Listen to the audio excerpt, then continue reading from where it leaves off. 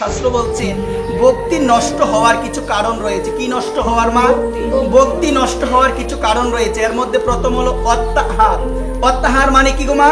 ভক্তি নষ্ট হওয়ার প্রথম কারণ হলো বেশি খাওয়া, মানে অত্যাহার এটাকে বলছেন। বেশি খেলে ভক্তি নষ্ট হবে। গরম গরম খাওয়া যাবে না। অনেক সময় দেখা যায় তরকারি নামিয়ে আমরা নিই না গো মা, এটা নেই, অনেক সময় আমরা নিই, এটাকে বলছে রাজসিক আহার। যদি নিরামিষ হয় এটাকে বলছে রাজসিক আহার।